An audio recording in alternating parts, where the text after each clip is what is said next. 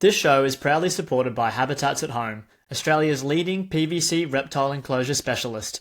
Check them out on Instagram and Facebook at Habitats at Home, and be sure to visit habitatsathome.com.au if you're in the market for a new PVC reptile enclosure or other reptile accessories. Massive thanks to Tyson over at Habitats at Home. We'd like to thank our podcast sponsor, Bay, reimagining reptile keeping through innovation. They combine quality, design, and function to create high-end 3D printed reptile products. And if you've got a unique setup or problem, they'll craft a custom solution made just for you. Check them out on Instagram at Bay. This show is proudly supported by Dan from Red Earth Reptiles. If you want to drool over some of the best looking green tree pythons in the country, check out Dan on Instagram at red_earth_reptiles. G'day and welcome to Under the Heatlamp with Joe Mack. Today is episode number 40 and we've got another in-person episode. Today I'm joined by Jannico Kelk. How you going, Jannico? Hey man, how are you? Really well, thanks. Yeah, no, I totally fucked up that intro. I'm good. Yeah, it's been a little while since we've hung out. So we worked together like 2018. Yeah. And we did that for about 18 months. Then just like on and off talking for the last little while. So it's actually nearly catch up. Nearly 10 years. It's crazy. Yeah, it's annoying that like I moved up to North Queensland 3 years ago and I still haven't seen anyone. Oh yeah. Yeah. Is that same? Yeah, okay. Yeah, I moved here 5 years ago and it's like, oh man, I really need to catch up with that person. Yeah, like someone that I consider a good friend lives 10 minutes away from me, but I've seen him like twice. Yeah. And it's like, oh, right. Okay. I think this is what being an adult is. Well, yeah, I think I'm just a hermit. Oh, that too. Loves to talk. Yeah. So, yeah. What a conundrum.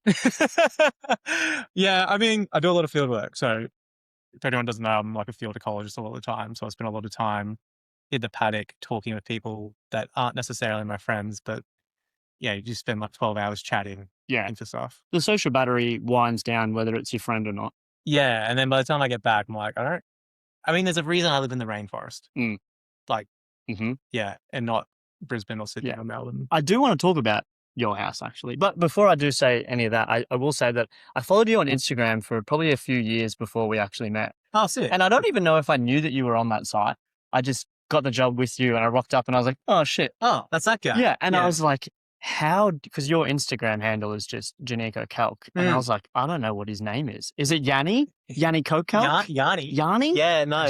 Jannico Kelk? I remember like back in the day of forums, people thought that was just a made up thing. Like I'd meet people and they'd be like, so what's your real name? Like, no, it's Jannico. No, that's just Korean. Like, no. It is. That's my actual name, dude. What's the heritage behind it?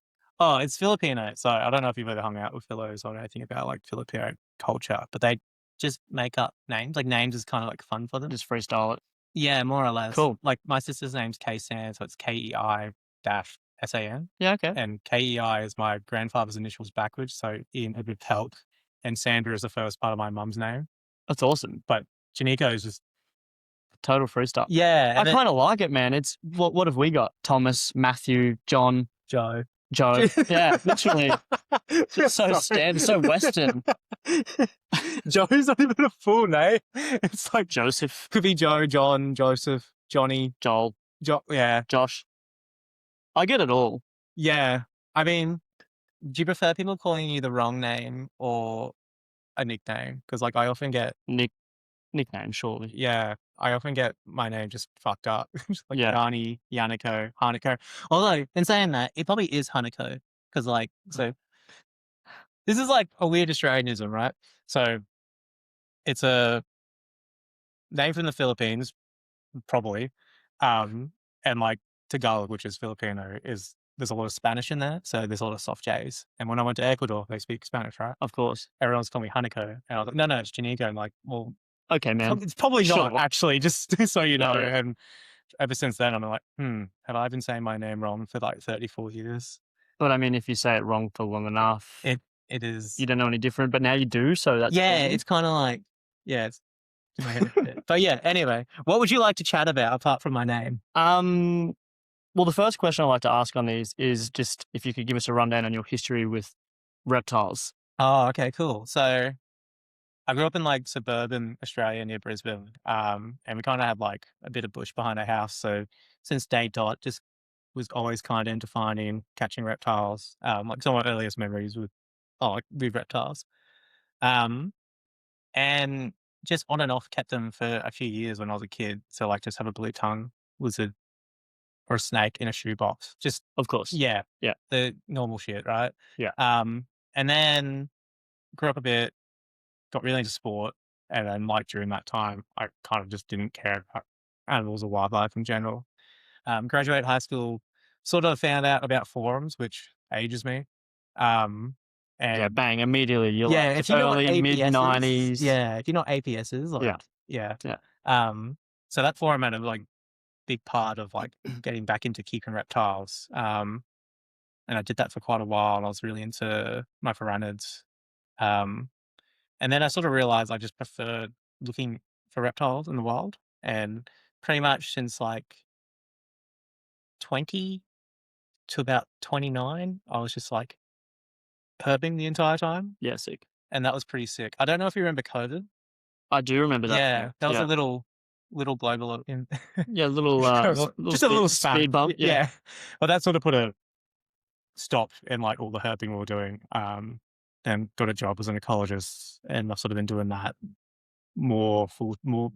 basically full time since then. And only like this year and last year we've sort of got back into like traveling to look for animals, including herping. But yeah, that's pretty much it.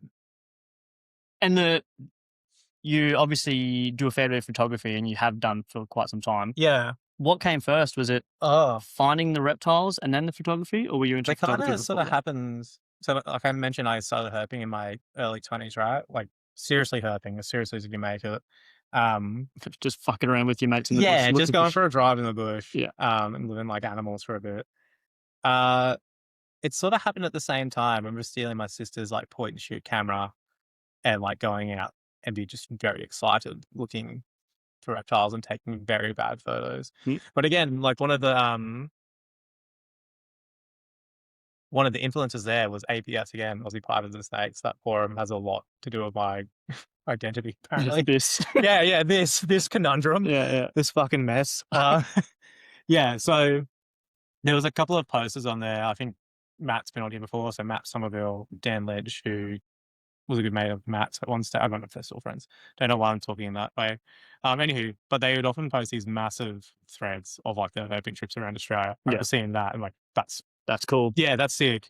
I Yeah. want to do that. Because I didn't know you could just go out and like travel, look for animals. Yeah, like free will or whatever. Yeah. You can. I just didn't know that was a thing. Like I Yeah. thought you had to like pay, like get paid to do it. Yeah. And the other thing is like before social media is the thing is now, sorry, like it wasn't a global community of herping. Like you couldn't just go online and ask someone where to go. It's like you kind of Yes.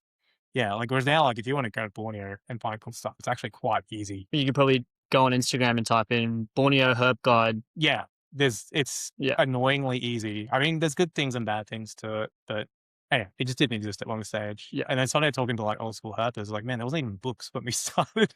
Yeah, and you're just like, that's nuts. You just go for a drive. Crazy. And then you know what baffles me a bit or boggles my mind is the film camera days. Oh, Can you imagine going through a photo shoot with an animal and just being like, I've got no idea. yeah, it sounds horrible. Like, Yeah. Shen is a NOAA photographer he's from the US, but lives in Borneo. He's like top tier. But he's been doing it since the film days. He was telling me like, you'd have no idea if you had anything good. You just come For back weeks. well, you come back after a month True. and then you'd like get it like processed or whatever. And he's like, oh, this sucks. Yeah. And he was telling me like, he remembers when digital like first, he was like one of the first early adopters of it. Yeah. He's like, there's nothing romantic about film. He hates it. It Yeah. cracks me up. So I kind of hate, I mean, I get the idea of like romanticizing film photography because like there is a bit of like a now economy, right? Mhm. But from like a producing really nice, beautiful photos, like digital, Totally. yeah. It would be entirely painstaking. I can see like people being like having a special interest in film photography and then just Yeah. pursuing that like as a sort of a leisurely thing, I guess. But if you, I don't know. Yeah, I mean, there's no right and wrong. It's just something like if you want to take really beautiful high-end photos, fucking heavy quotation mark there, right? Yeah, then I think using a mirrorless or a DSLR is kind of like what you have to do. Well, we are in 2026 now. Yeah. So it's pretty easy to do that. It's pretty easy. But there's also this revival of film, which I get from an artistic point of view, but not from a point of view where you want to produce really nice images. Maybe not so much with animal photography too, because I don't know. I think for quite a lot of the animal photography at least that you do, it's not just ducking down to the end of the park, the end of the street, and photographing a pigeon or a possum. Like I've worked on one image for 6 months straight, and even then I don't think it's like like it's cool, but I'm like, yeah, it's a long 6 months. It could be better. Yeah, it could be better. Yeah.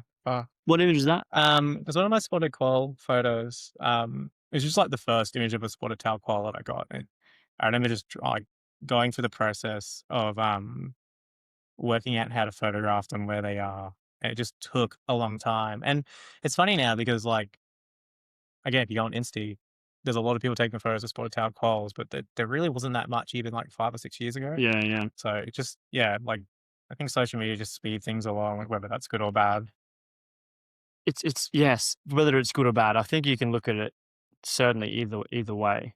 Can be bad for your mentality. I get wrapped up in it sometimes. I'm like, oh, look at all these other people doing these things and what they've got. You don't even realize it. I had to delete Facebook off my phone. Yeah. I got rid of TikTok recently. I was like, oh, man, this brain is not meant for this. Like, no. Yeah. And even Insta, I'm like, this is still not good for me. No, it's bad. This is this is how I contact most of my friends. Same. Yeah. I'm trying to run a podcast with all the guests on. But I use an app blocker. I only have my apps available to me for certain times during the day. Otherwise, I will just fucking sit on it. It's a bit nuts that they've just like unleashed the internet on people and they're like, it's basically like crack.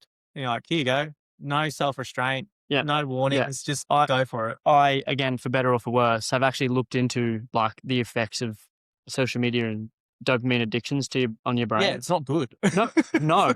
Like everything I've read is just like not good. Bad. Don't do this. Yeah, it's like the first thing you do in the morning, I'll turn that alarm off. Oh, there's the Instagram symbol right there. What's the worst possible thing to do first thing in the morning? And then it's just like a mixture of war crimes at this stage. Like you're just like, all right, I didn't really need to start my day. Literally. And I mean, even the way like algorithms work, it's so rage baity based. And so like what's what I'm looking for. You're encouraged to look at the worst things on the planet. Yeah. And it's just like, I don't really want to do this. I don't know this is like that. I might sound like a fucking boomer here, but there was a golden age of Insta when it was like what you looked at was the stuff that you wanted to actually look at. Yeah. Once upon a time, it used to be just the people that you follow in order of upload. Yeah. And then like, I was just seeing cool, like hurt photography back then and like cool mammal photography. And now it's like kind of changed. Even like the idea of like doing photography only on Instagram seems like a bit old school now, which sucks because I don't actually want to make heaps of short form videos because no way. Yeah, I mean, all the time it's just like I think this high speed amount of content influences mediocrity and like as in there's just okay. For instance, that one photo of a spotted tail quail took me like 6 months and it wasn't even that good. Some of my best photos have taken like months to get. And so there's just no way I could do like a daily wrap up. Each photo. Like they would, and if I did, they would just be like crap photos. And maybe that's more of a comment on me, but I just don't think you can actually do that and like produce quality. Yeah. And like, I'm not saying what people are doing is wrong. It's just like not what I want to do. But if you've got a different goal, then that's fine. Yeah. If your goal is to produce really high quality images rather than post something every day, then that's better for you to do that. Yeah, exactly. But it's just like, if you're on Instagram trying to like get big or like TikTok or whatever, then that's just like, those things don't combine. You got to feed the algorithm. Yeah. You need to post shit every day. Yeah. And the other thing is like, when I got into it, I didn't have a fucking job. I barely like did anything. I just like did field work every now and again. It's like, oh, I'm actually pretty busy now with my like actual life. Yeah. So like, I still go out and take photos and I'm doing more so now. I had a bit of a gap where I was doing like a bit of cinematography. I found that I can't do like more than one artistic thing at once. So if I was like working on video, I couldn't go out and take photos. Like even in like within the same year, like, right, I'm just going to dedicate my time to this documentary and like all my creative juices go there. And I was the same when I was playing music. I couldn't do music and photography. I think the average sort of punter or even above average punter only has a certain amount of creative juices to go around. And I think a documentary would probably require a large amount of creative juice. Yeah. Yeah. It's one of those ones where I remember putting in my hourly or my daily rate and thinking, oh, it's pretty good. And then I was like, I just worked 20 hours today. Yeah. Like, I mean, I love doing it, but I was like, oh, like the amount of energy to like financial reward is actually not that great, but it's just a really cool job. How did it come about?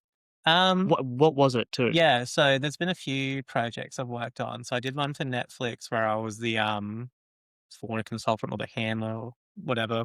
Basically, I just got like the cinematographers in the right place at the right time and like sort of set them up for success, whatever that means.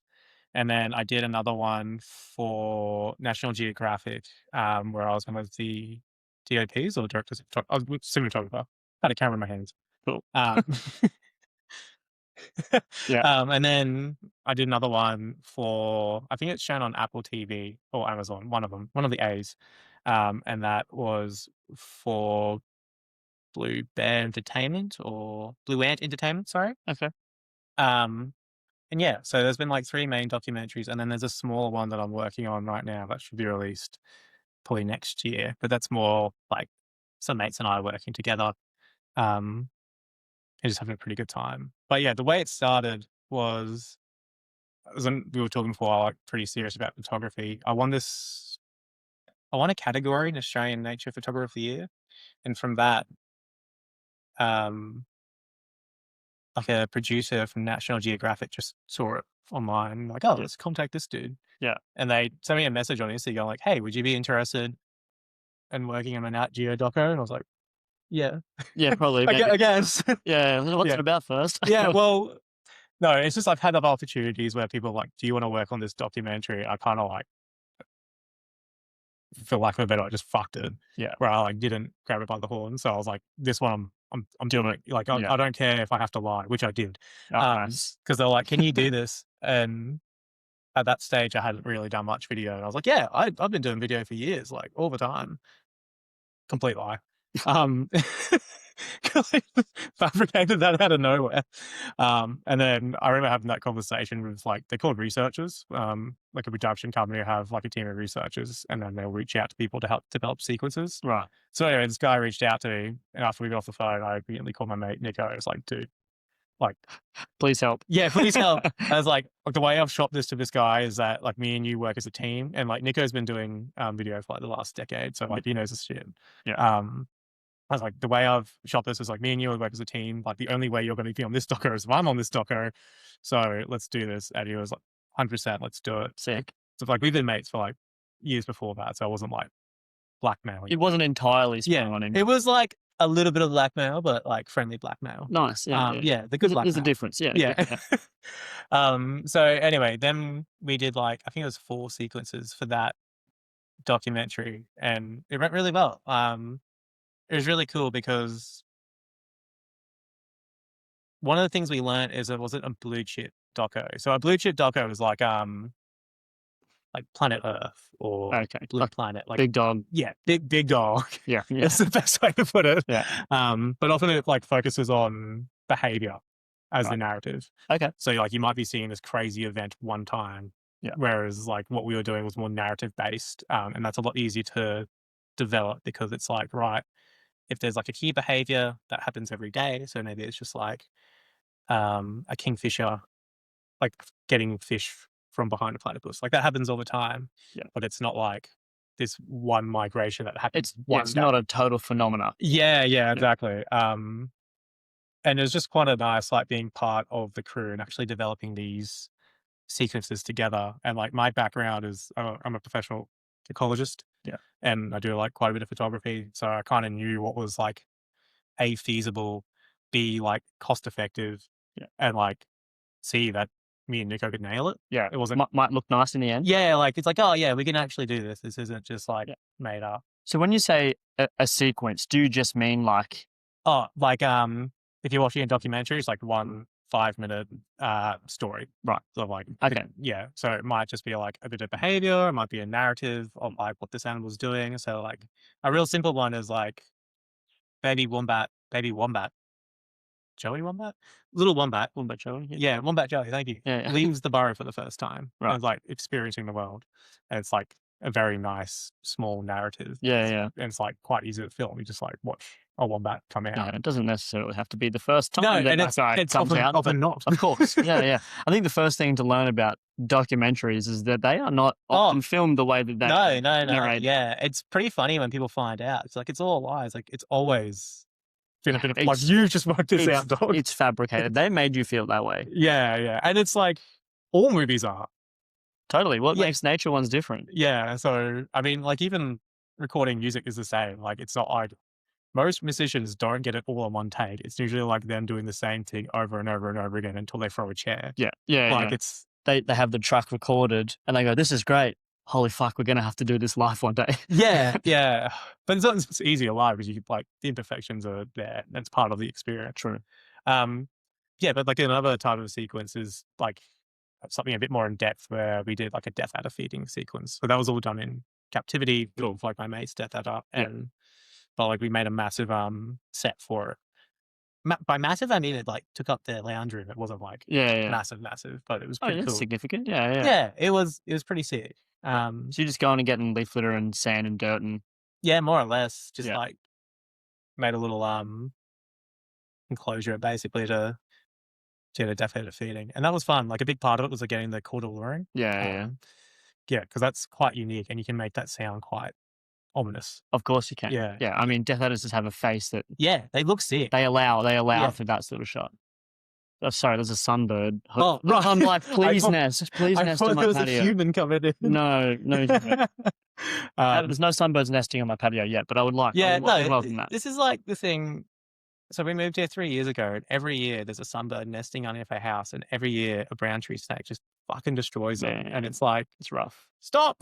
Yeah. I want to see the babies. Let me see the baby. We're bouncing around a bit here. Yeah, sorry. No, it's all right. Don't be sorry. It's good. Chatting is good. But I did want to mention that like a lot of your photography is far more than just an image of an animal. You often incorporate quite a lot of storytelling. Yeah. So how do you like come up with that idea of each image? And one image of yours that particularly I think is fantastic. You've probably actually done a few of these now. Is the bats with the glowworms? Oh, yeah. So that was like a complete surprise. So a few years ago, we were on a holiday. This is when we were living in Brisbane. And when I say we, it's like me and my fiance, Jasmine. Yeah. We did a trip up to North Queensland, and there's a cave south of Cairns. That's kind of half no a bunch bat enthusiast. Yeah. Anyway, we just happened to be there when there was glowworms. Like I didn't plan for that to happen. Well, the glowworms are fireflies. Sorry, there was fireflies. Yeah, I think I said glowworms. Yeah, no, it is fireflies. We just happened to be there when there was fireflies emerging, and that was pretty sick because like the way you do bat photography is you set up your camera on a tripod, and then you have like 3 or 4 flashes each on their own tripods, and then you have a high-speed motion sensor somewhere else out there. And you basically just have your camera taking photo after photo after photo, and like big exposures. Hey? Yeah, like 5 seconds long, and then you have the motion sensor connected to the flashes, and then like when a bat flies through it, flashes go up, gets exposed in the camera, and like because there was fireflies coming out, you could actually see when a bat would capture one in its mouth, and like if you're like flying around like this little firefly, and all of a sudden just like zoom. Oh Christ, that's sick. That's awesome. Yeah, so it was like a really nice like experience overall. You were sitting there watching it? Yeah. Because like particularly with bat emergences, like there's probably only like 20 minutes of like the bats coming out, and then after that it's kind of a waste of time. Yeah. But yeah, the storyline there like was just happened to be there. Okay, so this is not a good example of what I was talking about. No, I'm trying to think of one where like there is. Hang on, I'll see my phone. Yeah, do it. Yes, great podcast content. Jannico looking at his phone. Sometimes the stories like come after the fact. Like you'll take an image and then here's a good one. Actually, I'll do a herp one. Herp one's good. Yeah, This podcast is supposed to be Yeah, it's about herps. reptile related. Yeah. It's been a little while. It has been a little while. Yeah, it's Mammal and bird guy now. I wouldn't say bird. Just mammals. I don't know, like reptile photography I really enjoy. Like it's fun, but there's again, this might sound kind of arrogant, but it gets like Just gets too easy. no, I was gonna say like I was gonna say easy, but I was trying to think of a different word. Formulaic. Yeah. Like you know what's gonna look good. Yeah. You know how it's done. Yeah. And it does. Yeah. Get the composition, get the animals get the in lighting the right position, the lighting right. Yeah, and it's like this is gonna look sick. And then there's also the other aspect of it where it's like I got really into fluoris at one stage, like leaf-tailed geckos. I know you fielded a phone call from me once at 1 o'clock in the morning on top of a hill, slugging it out, being like, dude, where are these fucking geckos? Did you end up finding them? Yes. Yeah, sick. We found a regen tail and That's we were it. like, don't give a fuck. Yeah, We're go going back. home. Back to the room at 5 a.m. But then it's like I still love doing that, but there is a part of me that's like they do look very similar. Oh, awfully similar. Yeah, and it's like looking for brown snake. I'm like, this brown snake looks very similar to an eastern. To the other brown snakes. Yeah, and even when they're different, it's like, yeah, not that much different. Yeah. Whereas like looking for mammals it's so brand new and exciting for me all of the time. So it's like everything was cool. So it's like finding herping all over again. Yeah, that's exciting. And I think the mammals are different too, because obviously they've got vastly different behaviors and behavioral patterns to reptiles. So you are tracking them down using different sort of methods and yes and no. It's just like it's applying the scientific method, but just for a different bunch of animals. Mhm. So it's like you work out the habitat, you work out the signs, and then you just look for it. Most mammals are just bigger. So like you're looking more of a landscape level rather than like microclimate. Like I'm not looking for semi-vine thicket with rocky scree, right? So yeah. is this high altitude forest above 1,000 meters and it rains more than a meter a year? Yeah.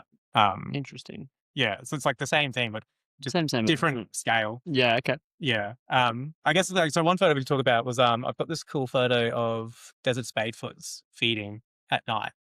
And like the story behind that was sick because we just managed to be in Windora when it flooded, and that was nuts. It was such a like sick herping moment that was uniquely Australian, I guess, because we're in Windora, and there's just water like a foot deep everywhere around us. And so like if you guys don't know what Windora, like it's like sand dunes in Spitfix country. And so when it's flooded, you've just got these islands of like these sand dune islands protruding out of the water. And it looks just stunning. Crazy. Yeah. And then like you're walking through, like you're wading through water to get to like these little sand dune islands. And when you get there, there's just bulk animals. Is that it? Yeah. And so like I remember that night quite well. And like you could just so that genus of frogs, they call like whoop, whoop, whoop. And so like the whole desert was just whooping.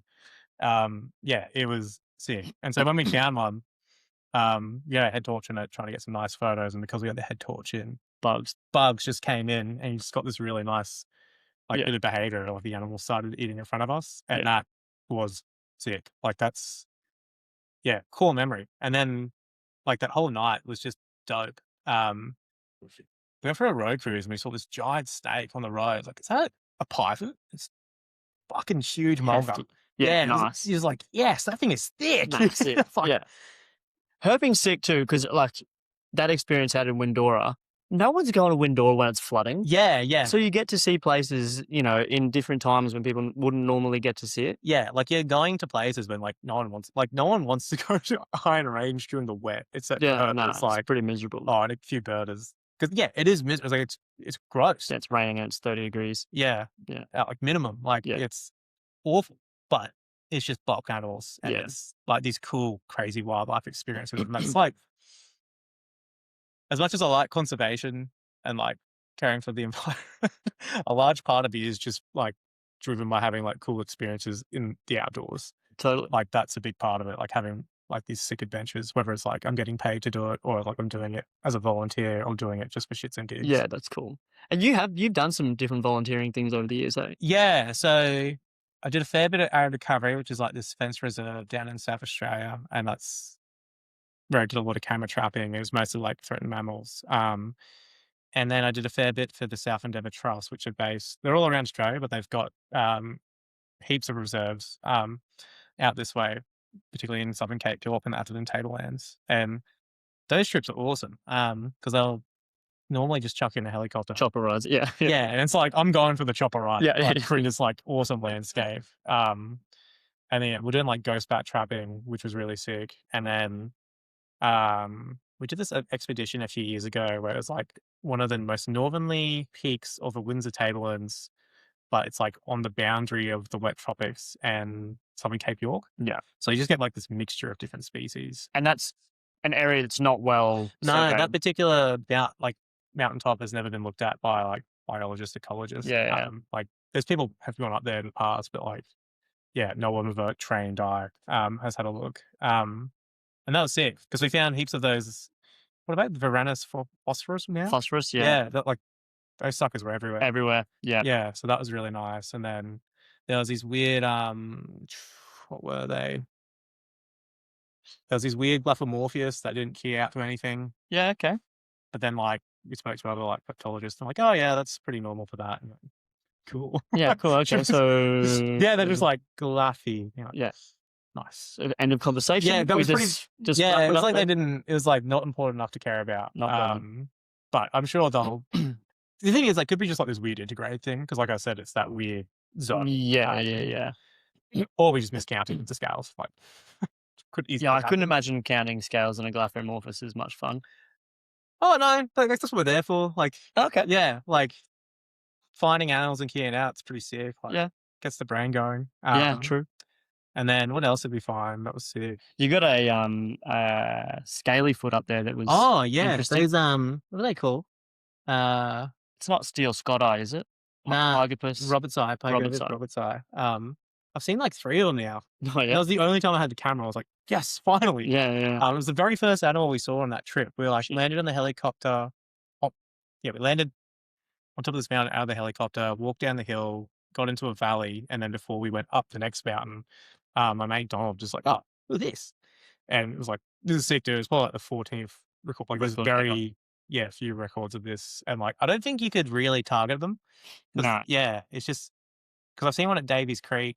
I've seen 2 at Davies Creek, I should say. That's cool. Yeah, and this was like similar habitat, but much wetter. Bit further north. Yeah. Yeah. So, not sure. I mean, like maybe a Scott McCall could work it out, but not me. Maybe a Scott McCall could. Yeah, maybe. Get a Scott McCall and a Wes Reed and a Nick Gale. Yeah, like, they'll sort it out. It's funny because it's like, I consider them like proper herp nerds. And I'm just like tangentially into it. Like, yeah. What word was that? Tangentially. Tangentially, yeah. Yeah. Nice. I'm parallel. Yeah. Adjacent to. Yeah. Herp nerd adjacent. Like those guys froth it and like probably have all that information in their head, whereas I'm like, yeah, I got to read a book eventually. Yeah. I'll work it out. I'll be honest, when I got them on the podcast to talk about the new monitor species, I'm just like, yeah, sure. I like read the abstract like just before, and I was like, you boys are going to have to carry this. Like, yeah. please, because, Yeah. you know, I graduated my degree a long time ago. Yeah. And it's so niche. Like, unless you're in that world of like reptile taxonomy, Yeah. I mean, like, woohoo, new lizards. yeah, I mean, and that's what I'm like. It's one of those things I'm like, oh, I knew 2 of these existed, but the third one, like, I was unaware of. Yeah. Yeah, so that was nice to see. I was like, oh, cool. Something else to look for. And It's amazing. I was actually talking to Scott. I was like, man, this, like, that paper has got me, like, real keen to go herping again. Yeah. Yeah, it's been a while since I've been, like, super keen. It was interesting hearing them talk about it too, because they were just fucking around in the bush pretty much. Hell yeah. They were looking for the Rista. Nerds. Nerds, man. It's nerds. Yeah, it's great. But what did it lead to? It's fantastic. Yeah. I mean, I'm glad they did because, like, I think everyone knew about the phosphorus. Like, quite a few people have seen that. I remember seeing them in like 2020 or 2019. Yeah. And then quite a few more since then. And then I knew the other one near Cobalt Gorge was around. But yeah. Umbro. Yeah. And then the third one, I can't remember. Like, that one's took me by surprise. Yeah. Iridus. That's it. Yeah. And it's like, it's nice to see that there's still other cool shit to find. Yeah, definitely. That makes me happy. Like, I'm convinced there's more Phalaris, and I'm convinced there's more. Wow, there's more Phalaris. Yeah, there has to be. Mm. Yeah, and like, I do like Phalaris in terms of herping and Stropharis. Like, a lot of geckos are kind of cool because of like you could key into the microhabitat. Microhabitat, yeah. Yeah. And then when you get there, Like, you're gonna find you something. pretty much know you're going to find it, Yeah, and you know what it is. yeah. You know? You're like, this Sometimes- is something different. I'm sure of it. Yeah. But like, sometimes you go herb and you find things and you're like, I don't know what this is. Like, it's kind of incidental, but when you've put the effort in to Yeah, know what you're looking for and where to look for it, and you find Yeah. that one, it's that very that exciting. feeling. If you could bottle it, that would sell. You make millions. Yeah, well, you'd make thousands. It's not like a handful of. No. That's nuts. Well, I do think like the foundation of a herb trip is just go on bush with your mates. Yeah, I don't know. It sort of changes as I've got a bit older because sometimes I'm like, just want to have like a nice holiday, but kill myself looking for animals. Yeah, I want to eat more than a tin of tuna and like I pizza remember when shapes I or something. first started going like on like massive like month-long trips, in my early 20s. Like, it's when you used to be able to buy Macca's burgers for $2 each, Yeah, boy. and so we'd buy like 20 of them, Yeah. and just keep them on the dash, Nice. and that's like, That is, well, they're not going to make you sick. nah, never. Like, we didn't gain weight or lose weight. Like, it was just neutral, net zero. neutral unhealthy. And it's like that you combine that with no dose and like a shitload of V. Red Bull, yeah. Whereas now I'm like, I don't really, Nah, man. I'm not really down with that anymore. Actually, I honestly don't think I've herped past midnight in like, actually since that Phalaris trip like 4 years ago. yeah. And it's Just just like, midnight, man. I'm like, you It's know like- what?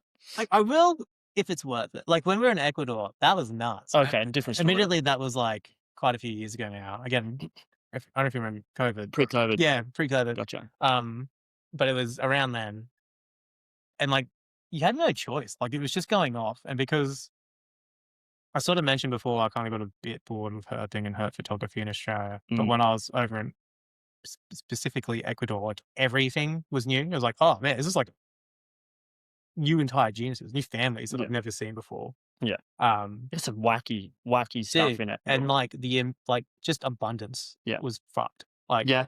it was Shit everywhere. it was just worth being up Yeah. all Yeah, the okay. time. Yeah. Um, Well, I do think maybe I'm a bit jaded too, because I find sometimes herping in Australia can be a bit laborious. Mm. You know? yeah, You know? I You do might know. You might I'm know. really Yeah. I do know. Same page. Yeah, like there's only so many times you want to like wake up and flip rocks in the fucking heat. Yeah. The thing is, I do love it. Like Yeah. it's like annoying because I'm like, oh, this is the best. This is the thing though. So like, again, I did this for work, right? But like, if someone says go on a bird survey, I'm like, fuck yes. Like, this is the easiest job on the planet. Oh, sit there. Yeah. Listen for Like, them, look for them. It's funny though, because like I was in the Just field. trying to stay awake. Well, I was in the field with like the other day, this really young herper, I won't name names, but he was like 19 and just stupidly keen. I was like, I was that cringe too once. Yeah, once upon a time. Like, I was trying to say, like, dude, like, herp surveys are pretty sick, but like bird surveys, like, are way nicer and funner. He essentially called me a loser. I'm like, all right, fuck you then. But then, like, when you think about it, it's like I get up at like maybe 5 o'clock in the morning and I just like walk around in the bush listening to birds, like just literally walking around. Yep, that one. That's what that is. Yeah. And then I get paid really well to do that. And then I go back to bed at a normal time. Yeah, it ain't all bad. Yeah. And I'm like, this is a pretty sick job. Whereas like the spotlighting thing, it's really fun until it's like the 14th day. Yeah. And you're like in kind of the same spot. Yeah. Like we've kind of found everything, but like the job is to do that. Yeah. How many more ornamental snakes can we find? Oh, fuck. I just did an ornamental snake survey. Yeah. And like my record is 35 in a night. Eish. And like we just got bored. Yeah. It wasn't like, Oh, here's these. well, here's the last, it wasn't here's the last one. It's like, right, let's leave. Like we've, Yeah, like, the answer is there's a lot here. There's a lot here. Yeah. Oh, yeah, true. Yeah. Many years ago when I was doing ecology work as well, we were looking for ornamental snakes and we finally got the approval to go and look for them at night. They did not want us out there during the day. But this was like works were happening. Land was being cleared. Yeah, right. And we're like, we're going to find them in pieces tomorrow if the grader comes through. If we do this the first night, I think we found like 6 in a little puddle or gilgai that was meant to be graded the next day. So we were like, hey guys, maybe you should fucking let us do this. This is the result. Like, it's... They're cool snakes, man. Yeah. I do really like them. No, the thing is, it's like, I'm actually like I'm planning a bit of a project on them, and it's like, I'm not overwhelmed with the idea of it. It's just like, man, I found a lot of them. You found a lot of these. I found a lot of them, and the idea of like committing to another 3 years of just doing more ornamental snake stuff. But at the same time, it's like, I'd do it anyway. When you say planning a project, work project? Yeah, work project. Yeah, okay. So can't say too much about it because, like, honestly, nothing's really been like, nothing's actually been set in stone. We're all just going, oh, this sounds like a good idea. Yeah. I was thinking if it was more of a creative thing, I was gonna dig into it a little bit, but I don't think you could be that creative. Yeah.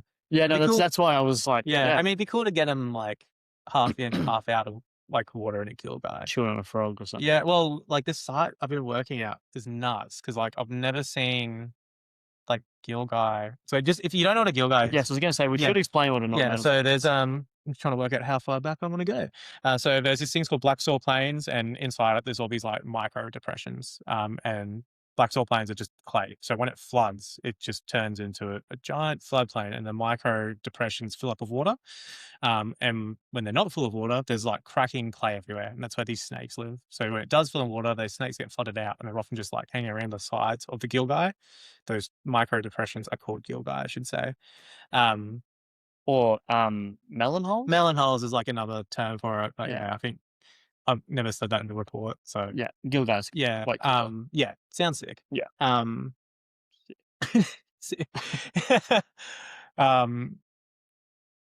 So most gilgais I've seen previous to this project, like it's always been pretty shitty habitat that's been cleared. So gilgais are generally found in the Brigalow Belt, which has famously been just knocked to shit. I think there's like 5% remnant left. Yeah, a lot of development. Yeah, just a lot of farming and mining, and now wind farms and solar farms just keeps going.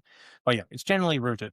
So when you do find gilgais, a lot of the times, like the water's never clear, it looks muddy, kind of gross. But where I was, like, you'd get like at least a foot of depth, and it was like crystal. And I was like, man, I'd like to jump into that.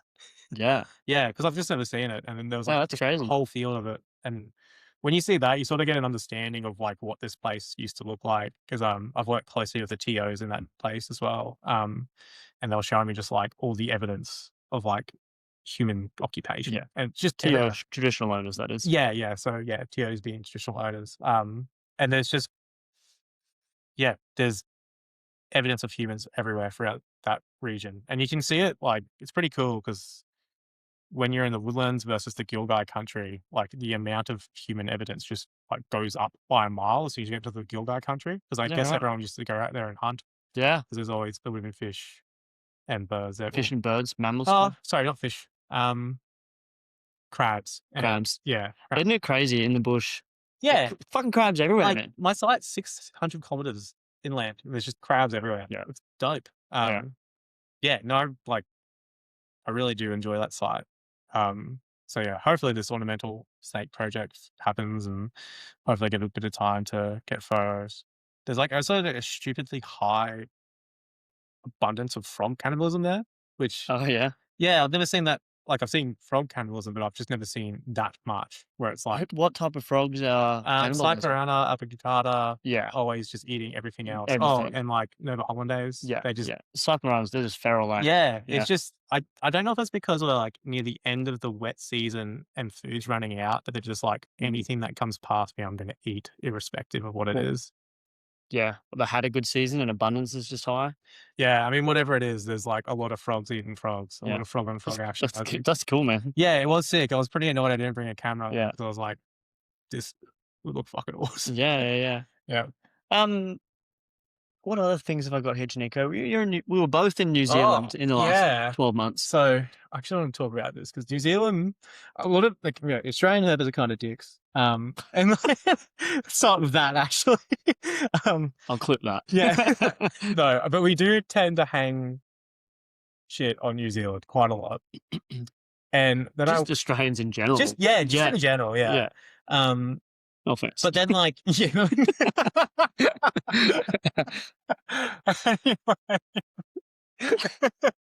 Let's just add that in. No, disclaimer. Yeah. Allegedly. Yeah, so anyway, my mate who's an ecologist there, their permitting system's quite stringent, and he got a permit to survey Stewart Island, which is home to like one of the most beautiful geckos in the world. What do you call them? Harlequin geckos. Yeah. And they just look stupidly stunning. And you find them only in like the alpine subalpine section of Rakura or Stewart Island in the southern part of it. So it's like the bottom bit of New Zealand, which is kind of the bottom bit of the world.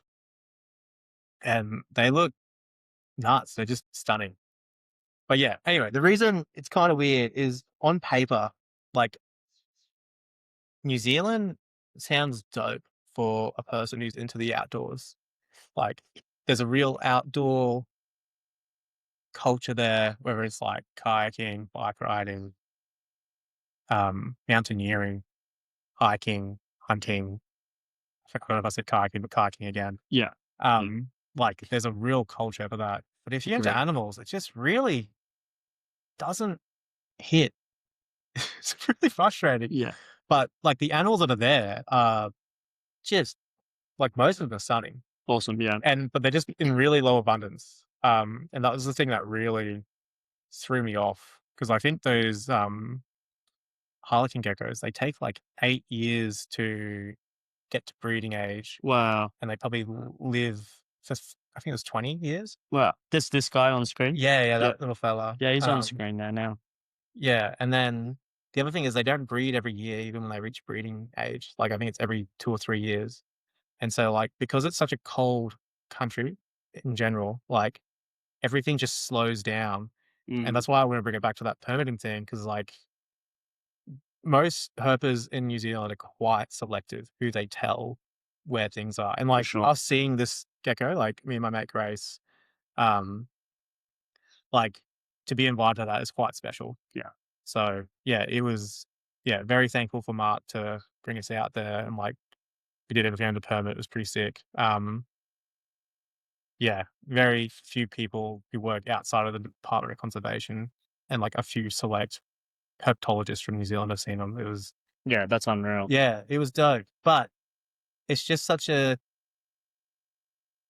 I just wish there was more animals. Yeah, I mean, when my partner and I were in New Zealand, we did 10 days there. It was mostly just touring around in a van and just fucking about a bit. Realistically, we didn't see much wildlife, but we didn't like it's pretty much our own fault for the most part, because we didn't put a great deal of effort into it. Oh. Actually, man, the first day we were driving from Christchurch to Lake Tekapo, and I was like, I looked at Gwen and I said, I just saw a fucking wallaby.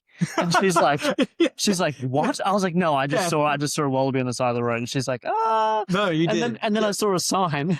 Have you seen a wallaby? I was like, no. No way. Am I hallucinating? And then anyway, there was a roadkill wallaby shortly after it as well. And, I was absolutely blown away at the amount of roadkill. Just, I must have seen 1,000 roadkill hedgehogs. Like hedgehogs, stoats, and ferrets, wallabies. You do get the odd possum that's killed. Yeah, I saw heaps of possums. Yeah, it's a bit of a quagmire, that place, because it's like the most beautiful, pristine location you'll ever see. Like it looks like a postcard. It looks stunning. Every turn was unreal. Driving around New Zealand was just phenomenal. But then it's just like the natural lack of animals is. It's really surprising. Yeah, like I've never been in places like, where are like the rest of these? I was like hyper conscious of the fact that I'm not going to see a snake. Yeah, it was weird. The other one to that is there's no mammals. Like there's 2 bats. Yeah, potentially 3. There's nothing else. Nah. Oh, like land animals. So you get like sea lions and whatnot. Oh yeah. But like there's 2 bats, potentially a third. No shortage of sea lions. Yeah. Crazy. We had one like hang out in the creek next to us, so that was fun to like track it. Oh, that's cool. Yeah. That was, and like So you would come in during the day, you'd wake up, find its tracks, and just like track it up a creek, and you just find it like swimming around, and then Like a freshwater stream? yeah, it's in this beautiful rainforest. Like it looked fucking amazing. Yeah. Yeah. We'd heard about this rainforest stream that harbors these sea lions, and we're like, oh my God, we need to see it. And an earthquake made it, like it hasn't been open for years and years and years. Oh, But yeah. we'd been looking at these images, we're like, oh, we need to go there. And we went there and Close. yes, very close, for like half a decade or something. Probably should have asked me. No, probably should ask you. Yeah. But we did see probably, I don't know, 500 or 600 sea lions on the other side of the highway. It's just cool seeing them like in a rainforest. It's like a nice juxtaposition. It's an atypical setting. Yeah. And it looks amazing. We were like timing it with the high tide. So like as the high tide was coming in. Yeah. As the high tide was coming in and the water level would rise in the creek, like just slightly, there would be a few sea lions that come out. And so you could just like follow them out of the creek into the ocean. That's awesome. Yeah. It was really fun. Yeah. Yeah. It was just like a fun time. And like, I think the other thing with like the herpers I was with, so Simon and Mark, I think they're better herpers than most people in Australia. Yeah. Because they have to be. Yes. Because there's so little. Yeah. Like they're like onto it. Yeah. To like, that's a good log. I'm like, is it? Yeah. Not just like a normal log. Heaps of those logs in Australia. Yeah. I was like, that's normal log, bro. And just flip it and they'd be like a skink. I'm like, fuck, he nailed that. Yeah. And they just feel like the difference between like, that is skink habitat and that is not. Well, like. And it's like tuning down. It's like, oh, it's the grass height that gave it away. I was like, that's sick, dude. Like the fact that you can like. Awesome. Yeah. How fine tuned. Yeah. It was pretty fine. Like it was more fine tuned than I wanted to admit. Yeah. It was nice to see. That's kind of refreshing though. Yeah. To see someone so honed in and excellent at craft. Like, it was cool. It was like, because we were doing some trapping at the same time. It's like, we'll definitely get this species here. And I was like, okay. Will we? Yeah. Like, it looks very similar to this other thing. And yeah, we did. Got it. Yeah. And like the amount of time and effort they put into like just particular skinks that are even quite common. I was like, this is cool. Like, get really behind this. I just wish there was more of it. There's some more to see. Yeah. The weather is a bit challenging in New Zealand. Yeah, it's a bit how you going. It's pretty cold. Like, man, I was there in March, and the first morning we woke up in the van was 2 degrees. Yeah, so that's rubbish. It was not nice. Like, we were in like the subalpine, and I was pretty rugged up, and like those particular geckos, those harlequins, they're only active for like the small amount of times there's sunlight. So anytime the sun would poke out, like you were just out looking. Yeah. And if it wasn't, you're like, just hopefully you might see a dumb one. Yeah. And if there was a bit of sun, you'd find them crossing the path. Yeah. Okay. Yeah. We did go looking for some geckos, and I think it was too hot. It was 23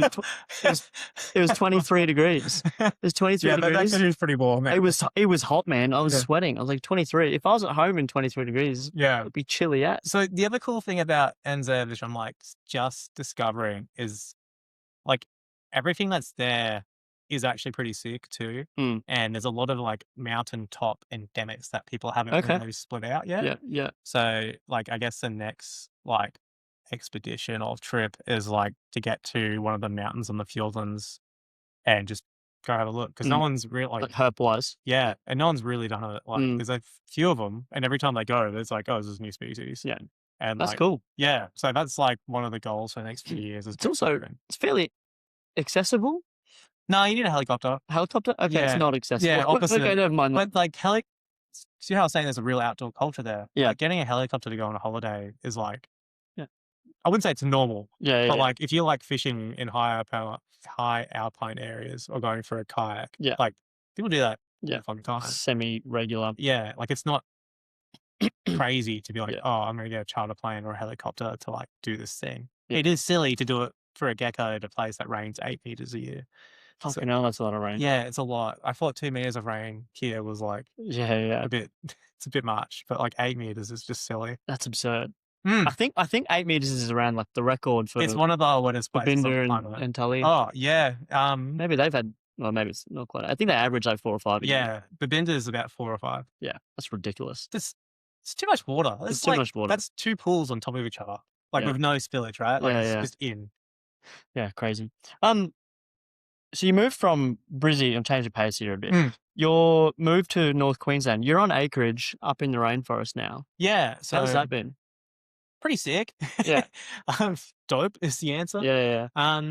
Yeah, so I always like grew up in suburbia, like in Brisbane, and it's just for me a draining place to be.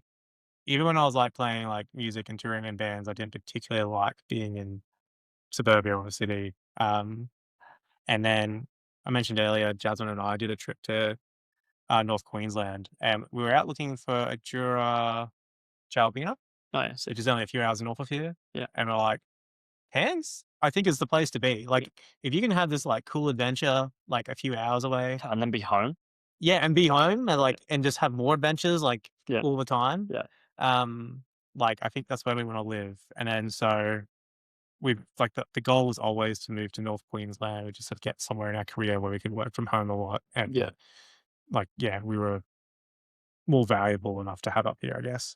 And yeah, so we bought this like 10-acre plot of land. It's got a little cottage on it, and then the rest of it's just all rainforest. And it's sort of like near Coranda, I guess. Yeah. It's dope. Like, and like Jasmine's really into her bat rehab. So like, we've got like a 10 meter by 4x2 aviary that we made a few years ago, and like when that's full of bats during the wet season, there's just so many scrub pythons. Like every Yeah. night we'll get 2 or 3. Yeah, it's crazy. Yeah, it's sick. Yeah. Kind of annoying, but Kind of annoying, if you're trying to keep the bats alive. yeah, but it's like, this is kind of like just the idea of that is fun. Surrounded by it. Yeah. Just being surrounded by wildlife. You literally are. You're right in your guts. Yeah. We had like, I think when you guys came over that time, like we had President Cassary come through. Yeah. It was, Just hanging I out. think we've got to the top of your stairs. Oh, and yeah. Jasmine was like, oh, there's a cassowary there, like right behind our car. We're like, oh, I didn't see that guy on the way in. Fucking massive chicken. Chaos. That's his name. We had 2, so there was Chaos. Chaos by nature too. Yeah, well,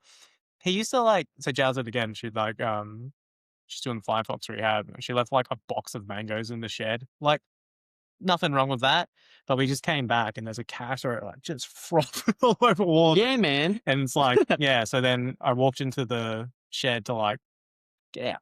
Yeah. Because he was like on like slippery concrete, is fucking slipping everywhere. Yeah, and probably a little bit drunk or high off mangoes or something. It was so sick. So yeah, we had he hasn't come around for a little while, Chaos. And then we had Large and Male that used to be there every day. He's not come back. They had a fight, which was a fight, but not so much a fight, as in like he just scared. Yeah. And then there was a massive female that came through the house twice that we've seen. Very cool. Yeah, that was lovely. And then the other thing that we have is like Varanus carandas. Yeah. And then heaps of boids. I'm pretty sure I found a boids female like nesting on our driveway. Yeah. And like sometimes we just find like little bubs as we drive home. Man. Yeah, it's so cute. That's so cool. We've definitely had red bellies on the property. Like I found their Yeah. shed. What else have we got there? Heaps of boigers, heaps of slaty greys.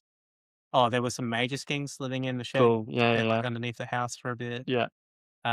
Dainty tree frogs always there breeding as well as Xanthomera. That's but it's like the reason we moved here was to have like those almost daily wildlife interactions. Yeah, and those are the quintessential FNQ species. Yeah, and it's like, what else do we get? Like heaps of patio melons. Like the patio melons make my day so much better. Oh like, yeah. When I open like my office window and there's just like a handful of them outside, like cool, sick. Yeah. Yeah. I'm going to look at probably rounding things out pretty shortly, Jannico. Is there any reptile in particular that you'd really love to photograph? I need more context. Like Australia, globally. You pick. Oh, I think Australia. Oh, like I would like to smash out the last couple of Philurus and the last Salterius. That'd be nice. That will be hard. Yeah. Have you done the Cape Melville Philurus? No, Salterius? Is that what it is? Is Yeah. it Salterius? Yeah. Yeah. No. Need a helicopter and a few permits. Right. Tricky. You need the helicopter to get up there, apparently, and Yeah. then you also need the permits for the helicopter, and those 2 things are difficult. Right. So you need a legitimate reason to go, basically. Yeah, okay. You can't just do it for fun. I don't think so. Yeah, and then there's a handful of Philurus I just haven't had the time to go look, basically. Yeah. And then globally, Varanus zugs. Yeah, Yeah. that'd be a good one. It's like Yeah. hasn't been seen since hasn't been recorded since the 80s. Yeah. Where are they? Halmahera, which is in the Moluccas, Yeah. so Indonesia. Yeah. That'd be really cool. And then Varanus zugs. good name, Yeah. great name, Yeah. Zug. It's got a ring to it, doesn't it? Yeah, Varanus and then zugs. the last one would be. I'm going to butcher this species now. Tropidolaemus? Like, what's this? Tropidolaemus. Yeah, thank you. Yeah. Laticinctus? Yeah. Yeah. Sulawesi. Yeah, that thing, it goes off.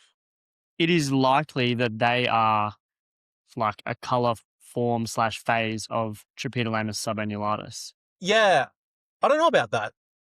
So some guys produced him in captivity, and Oh, they birthed babies that looked like laticinctus and subannulatus that's nuts because from like, a laticinctus pairing. yeah, right. And a guy in China, I want to say, and a guy, Patrick Holmes in the States, both produced litters on the same day. That's nuts. First time doing Because it. I remember reading, like I was reading about this and I sort of refused to believe it because I looked at the scale counts. I was like, these are like morphologically different. Yeah. Like they do not look the same. But like that doesn't mean like vipers. I don't know shit about vipers. No, That's what I mean. yeah, nor do I. I've just repeated an anecdote there. Well, I remember hearing this anecdote and going like, how? Because then I started reading into it. Bell's phase lace monitors are a fucking weird thing too. But then like that's not like it's on a different scale count. Yeah, true. Yeah. Like the scale Well, count. I wonder if those guys did key out their babies. Well, but then I don't know. But yeah, exactly. Because I wonder if like the laticinctus in Sulawesi have like the different colors as well as has that like more green looking phase. Yeah.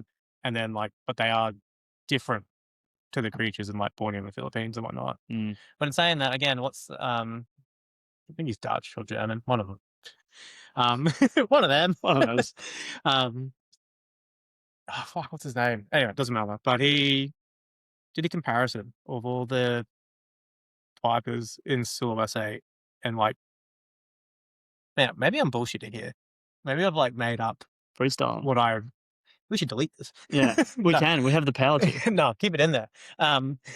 It's now I need to know. I'll find out because I remember having this chat with my mate going like, I'm pretty sure these are like, they have to be different because like the scale counts are different. But again, I don't know about viper taxonomy. Yeah, because variabilities there. Yeah, because like a lot of these green ones look very awfully similar. Awfully similar. Awfully. To the point I'm like, yeah. But yeah, if you said the Betleristas like Resweed and Scott McCall would just stab you. Yeah. Shit, yeah. Strike us down. Jannico, if anyone's looking for you online, whereabouts can they find you? Insta at Jannico Kelk.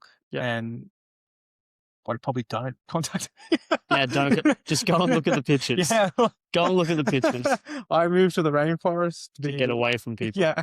No, I'm joking. Like, yeah, if you ever want to get in touch about anything photography related or herp related or mammal related, get in touch. Reach out. Sweet. Cool. Awesome. Thanks, Jannico. Appreciate your time. As always, everyone, English is good.